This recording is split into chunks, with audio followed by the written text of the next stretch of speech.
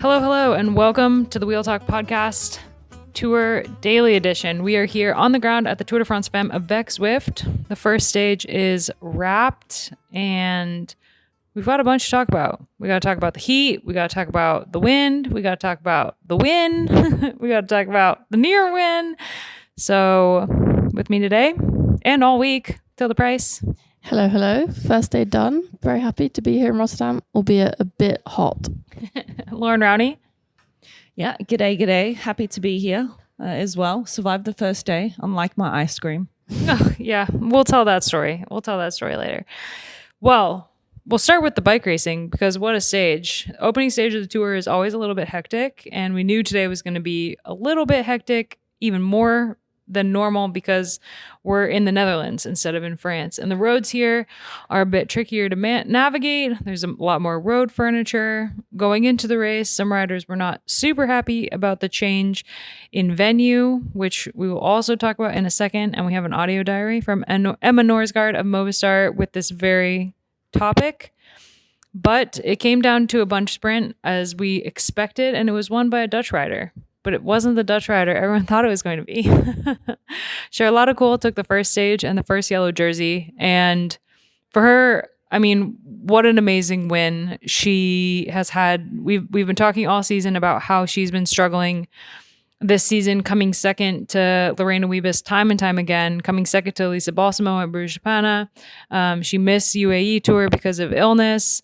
And we found out today in the post-race press conference that she's also had some problems with her chest and breathing, and they were able to look into why she was coming second and fix her breathing issues, and then she's feeling better than ever. And we saw a bit of that at Baloise Ladies Tour where she won a stage, but she was still coming second to Wiebes, and this win is massive for her, not only because of the season she's had, but also because she missed out on a win at last year's Tour de France Femmes. Yeah, I mean, I think we always thought it was going to be a Dutch rider who won, and she probably wasn't the top of most people's list because of the year she's had. But I think we talked about this a little bit yesterday, that when she is at her best, and last year when her and Wiebes first went head to head, like they are a good match for each other. And obviously they weren't going head to head today, but she is a super fast rider. And I think it's other things other than her pure form that have held her back this year. I spoke to her team quite a lot during the classics when I was out there earlier this year. And I think missing UAE Tour really just threw off the whole start of her year because she planned things out, structured so well, and had to kind of recalibrate quite a lot. And the team were really keen to be mixing things up. So she again missed quite a few of those races because they wanted to give other riders chances. But when you've missed your big sprint warm-up race in UAE, it can kind of put you off camber for the whole rest of the season. So yeah, it was really amazing to see her. And it wasn't just, we can talk about Wiebes in a minute, but she won by so much and the speed was there. So even if Wiebes had been there, I think she would have been going kind of toe to toe with her. It wasn't like she won just because she was the only one sprinting. Like she had an incredible finishing speed, and it's really good to be reminded of that. It's not a surprise because she is an amazing sprinter, but it's just so good to see her back at that level finally. Yeah, and I mean, in the sprint, she was bike lengths ahead of second place Anina Attasalo of Uno X, the Finnish national champion, bike lengths ahead of her. And so it wasn't, there will always be a question about had Wiebes been in the sprint, but we know Kool has this form. We know she can do this. She's beat Wiebes in sprints before. So you're right. It should come as no surprise to anybody that she was able to take this stage. And maybe the least surprise is her team, because they've been around her this whole time as she's worked on the breathing and as she's gone through disappointment after disappointment. I mean, she said after the stage that coming second didn't upset her at all. It was that she didn't feel like she was performing at her best. And that's what was more frustrating than coming second time and time again to Lorena Wiebes. And so it's a huge accomplishment for her. Dutch rider has been having one hell of a season in the worst possible way. And now she's going to start the second stage in Rotterdam on home soil wearing the yellow jersey, which is like what every rider dreams of. Yeah, exactly. And I think she's going to take so much confidence from her performance tomorrow. She's going to go over that finish time and time again this evening with the performance team and analyze what they can do better tomorrow. Because if you look back at the finish, she came from a really long way back. So Barbara Garishi did a fantastic job. Had Weber's been there to put in the right position, and Garishi actually gapped everyone. So Kuhl had to go. Came over the top of Garishi. Garishi looks over her shoulder, thinks, where's Weber's? And then the race was done. But like Tilda said, she was bike lengths ahead. So clearly the form is there, the speed is there. I'm really looking forward to the battle tomorrow against Weber's and Kuhl, because we know Weber's was very disappointed with how the ending went today. There was a lot of controversy that came out after the finish as to why her chain came off, and it's very evident now looking back at the footage, which we just did several times, that she actually moved to the right into Anina Antasala, into her. So, I mean, a good job for her to manage to hold it up and still manage to go for second. So, yeah, that's sprinting, right? Yeah, no, Anina Antasala had such an amazing sprint. To hold it up as Weebus came into her from the side and then sprint to second. And she was arguably better positioned than anyone else. I mean, Weebus had the perfect lead out train, as she always does with SC Works Pro Time, and was in great position, but was trying to slot into the train, you know, that included a DSM rider, that included Atasalo. And that was kind of her downfall, is that she was trying to get in there where there was no space. And Kuhl was way far back at that point. So her sprint to not only get to where she needed to be for the sprint that she had missed, because she wasn't in good position going into the sprint. But then once she got into gear, it was like daylight between her and everyone else. And Weebus was really upset after the finish. She was crying and getting hugs from all the team. And it's, you know, arguably a huge disappointment for her coming off of the Olympics, where she was in theory the rider that the Dutch team was riding for, into the first stage of the tour where there's a yellow jersey up for grabs, and she wore the yellow jersey in 2022. She wants to do it again. Absolutely. But yeah, she wasn't where she needed to be, tried to get where she needed to be. And because of that, she had her derailleur come off. Yeah, I always think with SD Works and Vebis that they're kind of a team that like to win from the front. I mean, they like to be in control. They like to be in the front. They like to have everything under, like, to go the way they want it to go. And this is where we see them unravel, is that if anything goes a little bit wrong, like they were just sort of on the wrong side of the road today and they had to correct that and move over. But then as soon as something isn't quite exactly what they planned, we see them run into problems. And I think we've seen it quite a lot of times, not just in sprints, but in other stages where they've had a plan and have been really inflexible to move from it. And I think kind of other teams just throwing a tiny bit of chaos at them just is their downfall. And it's kind of difficult to watch because, like, of course they are really used to leading out from the front and just being better than everyone else, but you can't rest on that. You do need to be able to navigate these situations. And Vebis kind of isn't, and she has come on into these situations a couple of times this season, has made comments about respect, and then today the team slightly butchered what they said about it, saying someone rode into her, which other teams obviously do not think is how that happened, and I think anyone watching it back would say that is not the way around that it happened. That might just be a poor turn of phrase, but they do think that kind of you do get the impression sometimes that they think that they own the road a little bit in those situations, and they just don't. And especially in a race like the Tour, everyone wants to win, and everyone's not just going to part for you and leave the door open for you to win the stage. And this is exactly what Kuhl said after the stage, that DSM thrives with chaos. And that's exactly what they needed to beat Weebus today. So it was the perfect day for Kuhl in the end, because chaotic was the sprint, and they kind of, SC Works Pro Time kind of did it to themselves in a way. Take notes for stage 2, other teams. I mean, you're right. Stage 2 is going to be amazing. Like, we know that Weebus loves to win, and she's going to be furious about how the stage ended today. Stage 2 is a 70-kilometer long, basically, criterium. It's going to be super fast, super flat. And so we know that coming into the sprint tomorrow, if it is a sprint, which it could not be, like, because it's such a short stage, they could get the timing wrong. That's a possibility. But it could also be that they don't even want to let anyone up the road because they want to keep it all together to make sure it's a sprint. And so the whole stage is just brutally fast. And because it's only going to be an hour and a half, if that, then they have the capability to do that. But there's a very high chance tomorrow that we're going to see Kuhl and Wiebes up against each other, which is something that we love to watch. It was amazing last year and would have been amazing this year had Kuhl been on the same form as she was last year or built upon that. So now we're just kind of, we've turned back the clock to last year when they were neck and neck most of the time. Wiebes has kissed the yellow jersey goodbye in theory because Kuhl, with the way that she just sprinted today, has she can totally hold on to this yellow jersey after tomorrow's second stage. And if Wiebes wants to take the yellow jersey at any point during this race, she's going to have to focus on the time trial tomorrow afternoon. And I mean, I think in the time trial, they're pretty evenly matched. I mean, But she basically did what Wiebes did this year, last year, with Yeah. winning the sprints, time trial, everything. exactly. Yeah, Wiebes won the time trial. So at the Baloise Ladies Tour, they had pretty much the same situation, and Wiebes won the time trial there. And we often see sprinters excel at short time trials. So a 6.3 kilometer long time trial is going to favor sprinters, but at the same time, you have Chloe Dygert in the race, who just won the team pursuit at the Olympics, is going to be flying. You've got Kirsten Faulkner, her teammate in the team pursuit.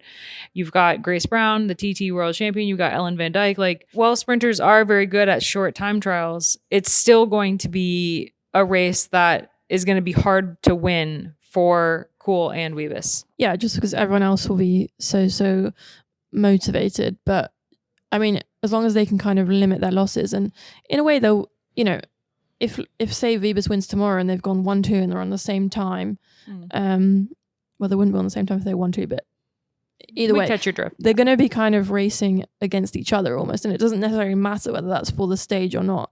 And as you say, they're really evenly matched. I would imagine they will put in kind of similar times, and I think they can both afford to go quite full out on the TT because they won't be in contention so much on Wednesday. So yeah, it might come down to a race between those two in a way. Yeah, because I guess for the sprinters, just in general, I think Balsamo can put down a good time as well. And we haven't spoken about her, but it was great to see her up in third.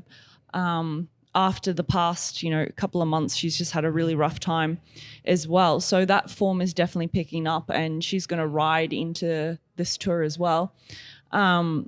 But for the sprinters, I definitely see like the first 3 stages being their sort of moment, and then potentially stage 5. And then it's done for the sprinters. So you can go all in. And I think for Charlotte Kuhl, the sort of rider she is, it's basically today and tomorrow. The only thing that does start to come into it is then like the green jersey as well. And getting through that. And if you're in it, then you have to push through the other days and going for the intermediates and stuff like that. So, and I think that's why Wiebes was so upset though, because there's so few chances in this race that you kind of have to go. Like there's 3 stages that you could possibly win, possibly even 2. So yeah, I can see why missing out on that first one is just so gutting for a rider like that. Yeah, and she would have had a lot of pressure on her coming into this stage specifically to wear that yellow jersey for SC Works and to win this stage. When she won the first stage in 2022, it was with DSM, with the team that Kuhl is on now. So as cool as her lead out woman, which is one of my favorite storylines in women's cycling. But yeah, she would have wanted to do that for the team, and they would have wanted to try to keep the yellow jersey in the team the whole race like they did last year. So coming from, her disappointing Olympics into this with that much pressure, it totally makes sense why she was so upset. It's disappointing to see the statements out of the team about what went down because there's overhead video footage of it. So yeah, but I mean, everyone gets a bit hot-headed when it comes to bike racing, and so I wonder if in that moment they hadn't rewatched the finish, and it was just kind of like, when you go on the bus, I was standing there waiting. She went straight on the bus. DSs went after her. They have their discussion, and then it's like, what happened? Tell us what happened. And in that moment, she's like, yeah, I moved and someone hit me from behind. not thinking like I actually moved into someone. It probably felt like someone just rammed into her. Yeah, I understand it, like trying to justify why it happened, but wouldn't you do your homework first before putting something out there in the universe that is basically criticizing another team? Yeah, and I mean, let's say a word for the rider involved, Anina Atusalo, who just basically took the best result of her career, and in a way it will be slightly overshadowed this evening by those comments, but her team was super happy at the finish. Like, she's a rider that if you pay really close attention to women's racing, like, you will have seen her name cropping up. She was second in Le Samen and top 10 in Brugge de Pana. Like, she is a really promising rider and came into this race as a top sprinter. I don't think she would have been expecting second on a stage, but she's definitely been moving in that direction, and they were kind of celebrating that like a win at the UnoX bus. And I hope that having the biggest team in the world say that about you, even though they didn't name her, it's kind of everyone knows who they meant.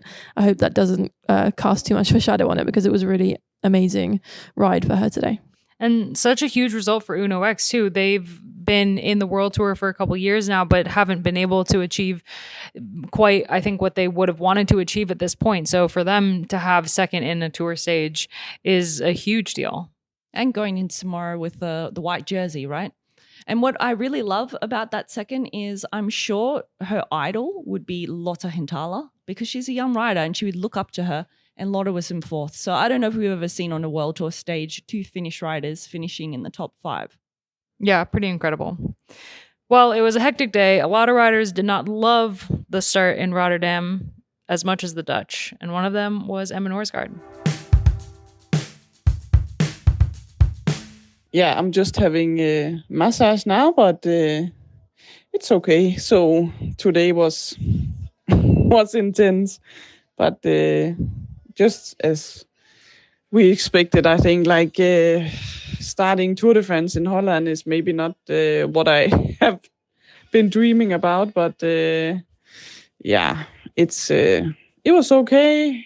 I really hope for more in the sprint, but it's difficult with you see all the teams, they have a full lead out train, and yeah, it's difficult, trying to push yourself into the trains. I know it's for sure super annoying for the other girls that this solo Movistar rider is trying to push herself into. But yeah, I'm so happy Tour de France is starting now, and kind of happy this stage is over. It's really not anything for me, this crazy Holland, Dutchies roads. No thanks.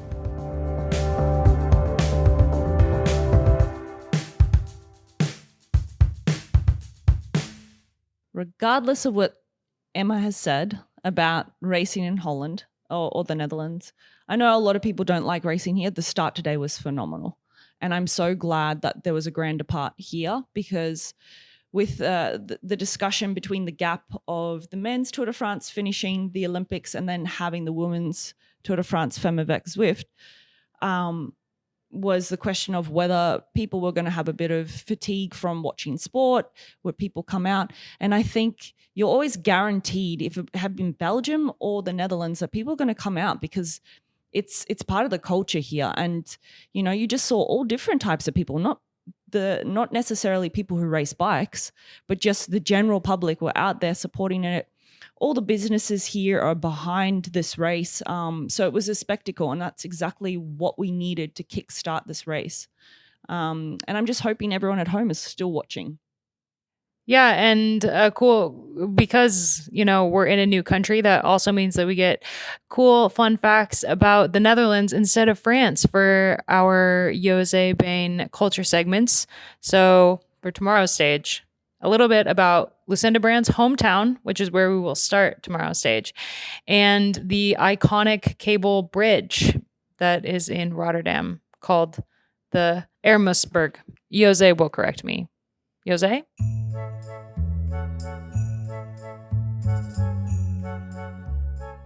On day 2 of the Tour de France Femmes, we have 2 stages.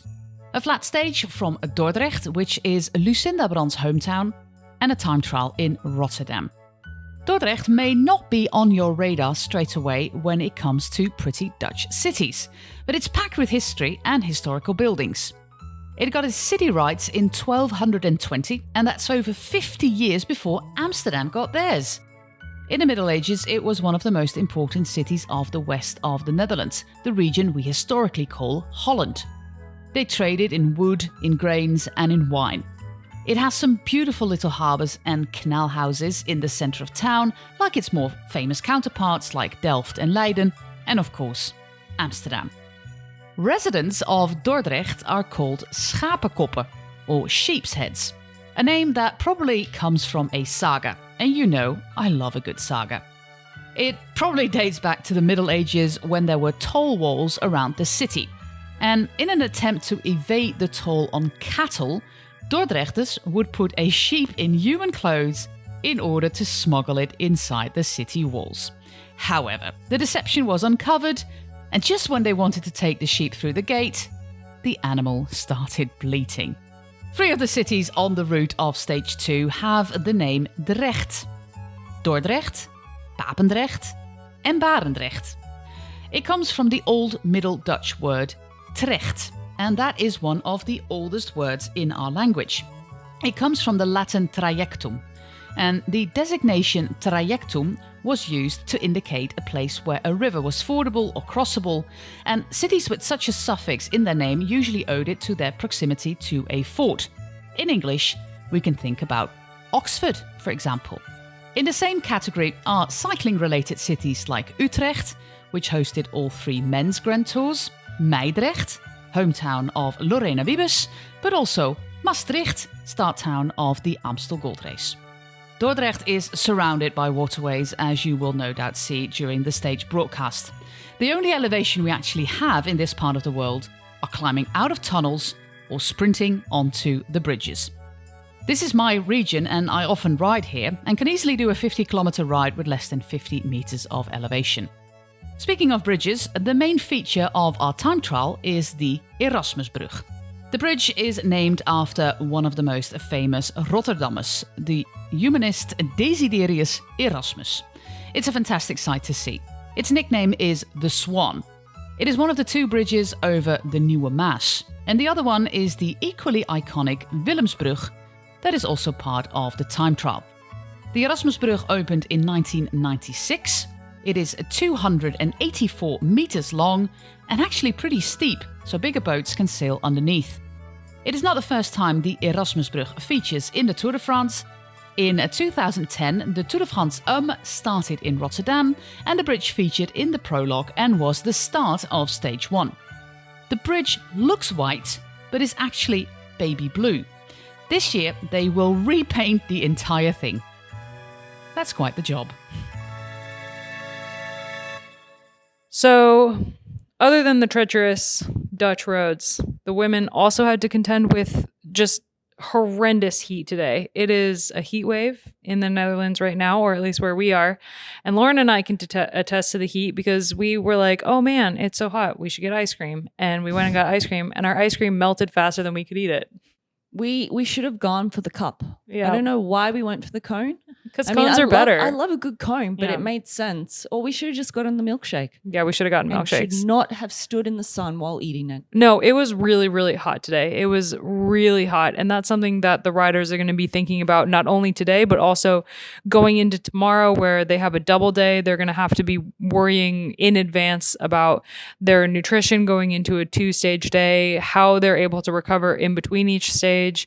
Of course, there are riders who are not going to be too stressed about the time trial tomorrow and will not even bat an eye at the fact that they have a double day, other than that it's a bit of a hassle for them to race twice in one day, especially on the time trial bike.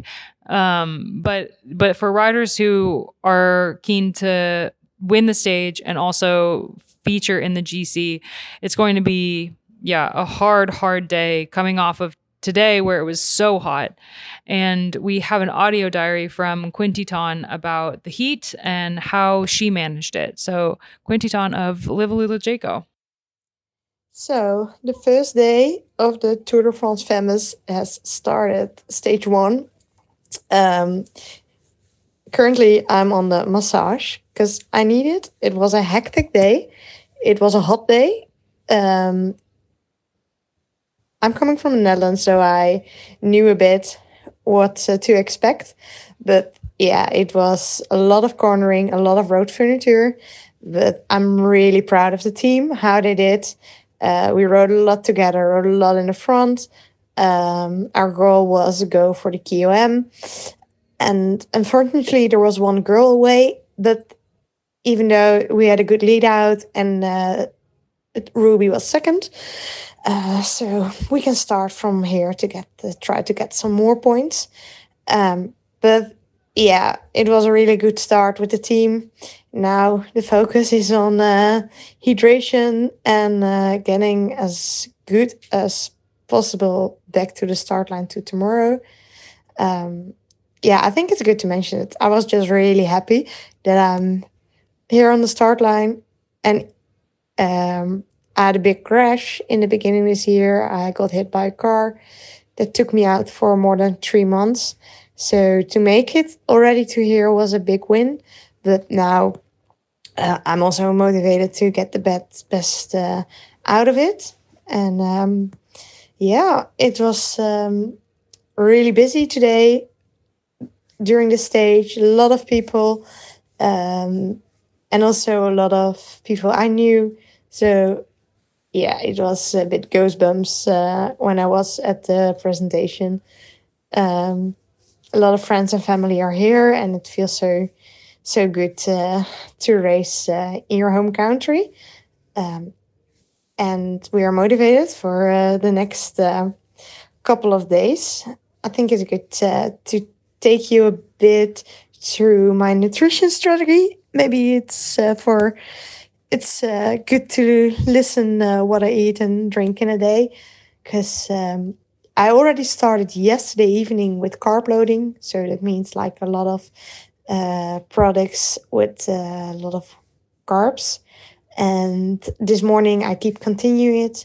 I try to don't eat too much fiber, because fiber holds a lot of water and that makes you a bit heavier. Of course, you need a bit because we are racing 7 days, and 7 days without fiber is not that good for your stomach and everything. But I try to don't eat too much fiber. And today it was all about hydration because the temperature was above 30 degrees. So I drank a lot of drink before a slushy to get my core temperature as low as possible. And in the race, I drank 4 bottles of water, so that's 2 liters. And some of them had some isotonic in it. And next to this, I rely on gels.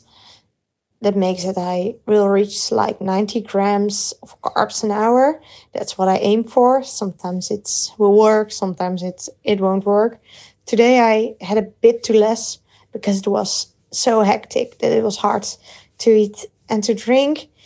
And to keep myself cool, I also had a lot of ice in my back pocket. No, not in my back pocket. It was in my neck, because that's the best place. Because then it's close to like your brain and like a lot of big blood vessels. So to cool this and then cool your whole body. After the stage, we will put our hands in an ice bath. So that's the fastest way to cool your whole body, to get your hands cool. Yeah, that's what we do about like cooling and eating. Yeah, after the stage, we will also eat immediately some carbs and get some protein in. And the hydration is again key after the stage to get better for tomorrow. So now next up the massage, and then we can go to the dinner. We have a lot of stuff over here to prepare us as good as possible. So we have the swannies. We'll give massage and during the race, keeps us comfortable and gives us the bottles. We have mechanics who prepare our bikes. Here we have like 3 mechanics, and we have the DSs who make sure everything is going well. Nutritionists, there are some people from the media, and then for sure I forget a lot of people, but I'm very grateful that they are all here to make the best out of it. Last thing that's good to mention, I actually got my best result ever in the Tour de France. In the end, I got 13th in the sprint, and for sure the next days we aim for more. But for myself, it was kind of nice that I could do something like this today. So that's it. See you tomorrow. All right, so we're going to wrap up this episode. There's not much to report on the GC riders. Today, it was mostly about staying upright, and they all managed to do that. There was a couple crashes. We saw Elise Shabby come down. We saw Amanda Spratt come down.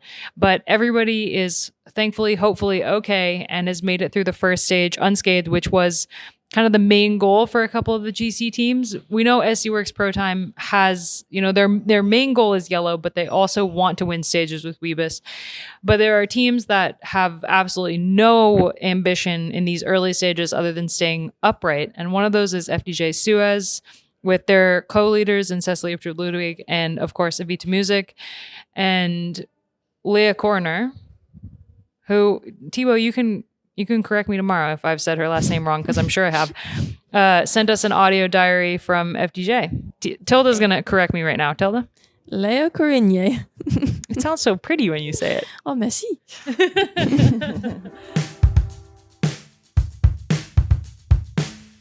Hi, happy Tilda, Loren, and listener.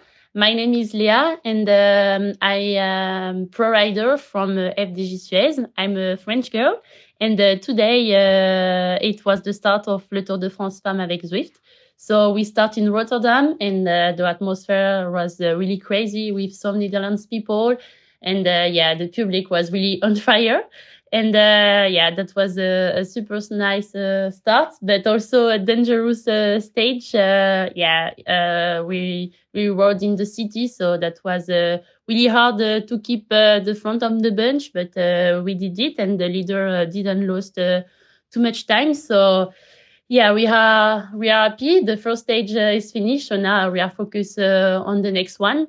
And this year, the team ambition that will be to have the best results at the GC with Evita Music and Cecilie Ludwig. So we are really ready to fight, and really looking for that. And my role this year in this team, it's a road captain. So it's a big road. For be honest, I have a little bit pressure, but it's a good pressure. And so my role is really keep a good atmosphere with my teammates, and also, for example, if I need to take a choice during the stage, I need to do, and try to take the best decision. So it's a really important role, but I'm really happy to have this cap, and now I'm really ready for the next one.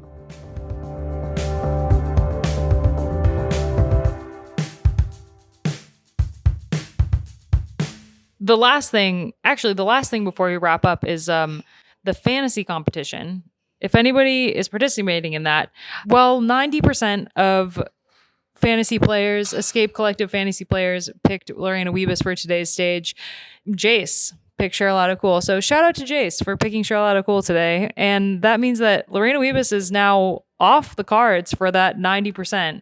That is a stat that I'm pulling out of nowhere, that picked Wiebes. They now can't pick Wiebes again tomorrow. And Cool is a good bet for tomorrow, because even if she doesn't win the stage, she can absolutely come second to Wiebes.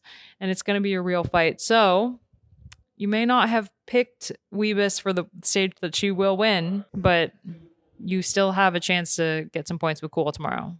I forgot to pick anybody, so I'm I'm already out the back. Yeah, me too. Oh, gosh. It's because we're working at the event. Bit harder to remember, you know? Yeah. Yeah. Well, thanks everyone so much for listening. We will be back tomorrow for stages 2 and 3. Only one podcast tomorrow. We're going to do a joint podcast of the whole day at the end of the stage. Plus, we're going to have a little bit from our favorite Dutch human being on planet Earth, Iris Slabendal. So get ready for that. Thanks everyone for listening. Thanks Tilda and Loren for everything. Tot later.